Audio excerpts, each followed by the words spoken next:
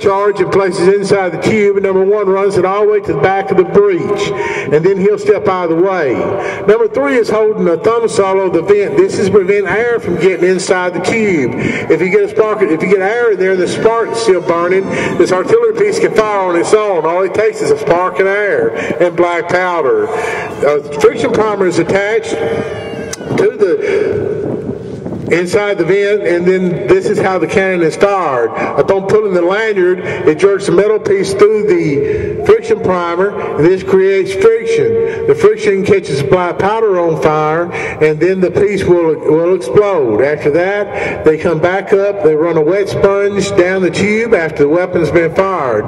Once again, this is an attempt to cool the tube down. Now, there are instances in combat where you did not use a sponge. They were firing so rapidly. This is extremely dangerous, but they would fire and simply reload and run the charge down. Once again, any kind of heat, these cannon tubes get extremely hot. Even heat can set this black powder off. Number 3 ready, sir. Fire by section, 2 guns at a time.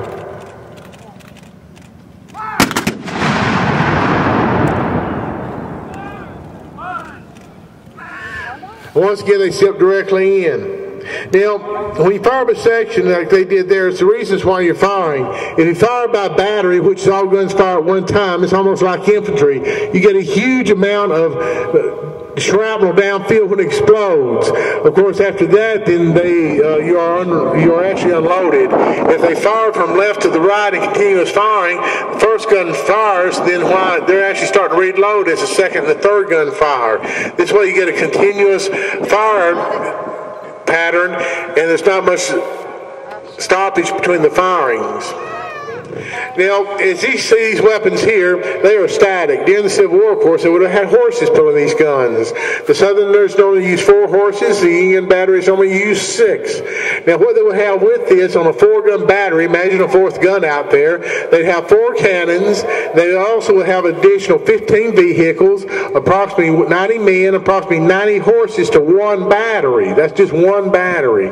So you start thinking about when they start dropping trail, this does take a little while. You come up, drop the cannon, get it set, carry the limber to the rear, and then if you're going to be there, the horses be carried off the rear to a safe distance. Now, if you look around this area here at Shiloh, you can see our battlefield is very wooded. 3/4 of this battlefield is wooded. And as you look around, you can see why cavalry would have problems here, and also artillery. Because you move these artillery around, you got horses, it'd be nice to have a little road to drag them down and around. Now, here at Shiloh, for the woods, though, these artillery soldiers would have to make do. They'd have axes carried with them on there, with the batteries as they move through. Over near the 10 hospital site, tour stop, near the Peach Orchard area, there was one battery that followed the infantry brigade through there and up and down those ravines using prolonged ropes and axes, trying to keep up their infantry to provide them support as they move throughout the battlefield. So these weapons can be moved, and they can go over tremendous obstacles, up mountains, etc. It is amazing what these artillery has actually got these pieces to do, and to go up and down some of this terrain that was around. But Shiloh here is a different story. Now, they could be used in an offensive, defensive type position. A defensive type position for artillery would be such as General Grant's last line of defense up by the Visitor Center. General Grant had 53 cannons set up there, trying to hold off the last Confederate assaults against those positions. As Jackson's and Chalmers' brigade came out of Deal Creek Ravine trying to overrun the last northern position there. Now, the General Grant's cannons set up on that ridge and firing down the ravines. They were set up on top and firing down below at men trying to advance from 100 yards below and trying to come up those ravines. Very steep over there. The drivers, along with this, approximately 28 horses with the crews and with the drivers. And one of the things about it is you have these drivers on these horses. They all carried knives on them. The reason for that was if they went to move their guns, the infantry tended to shoot the horses down after they got into harness. And the drivers had knives on them, quickly jump off, cut those dead horses out of harness so the gun could be moved.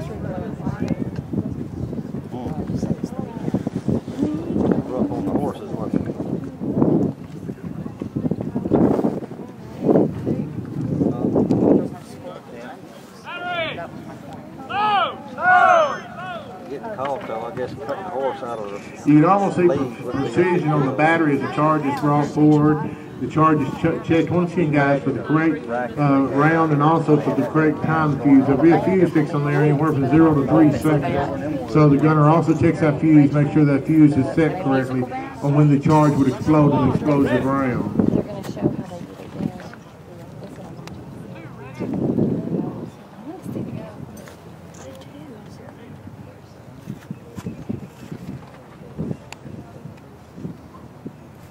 We know the gun's loaded because why? The gunners hold up the right hands. Fire by piece from the right. Fire by piece from the right.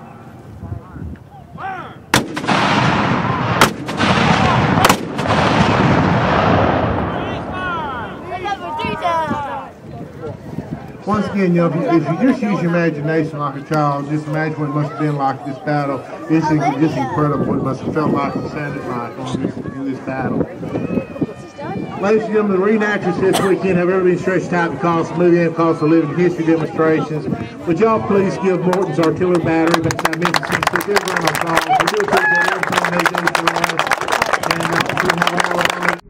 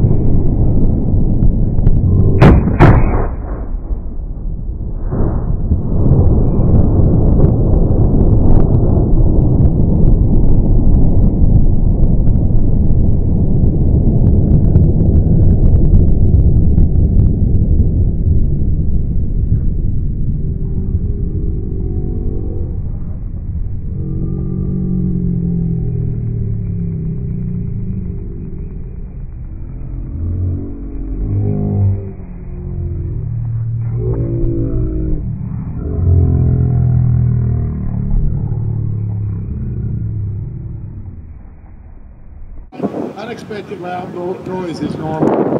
The artillery group we have with us this afternoon is Morton's Artillery Battery, based out of Memphis, Tennessee. They'll be presenting the program for you this afternoon. We will be firing the cannon 3 times. There will be a 10-minute wait between each firing.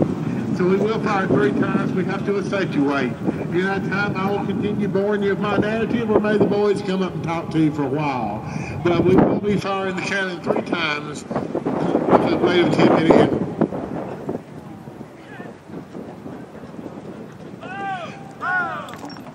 Command load is being given. As you see, the charge is being brought from the ammunition chest of the limber to the front. The charge is stopped, and the gunner always looks at the charge. It's what he's called for, a case, a spherical canister. Or if it's charge has a canister, will go straight to the front. If the charge has a fuse on it, they will stop and check the fuse. The charge is placed down inside the tube, and the charge is run from the front to the back of the tube. Then a vent is used, a pick is used to bust a powder batch, explodes the black powder, and a friction primer is attached to fire the piece off.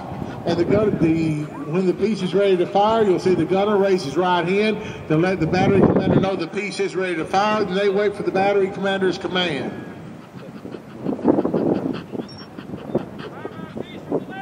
Fire by a piece from the left.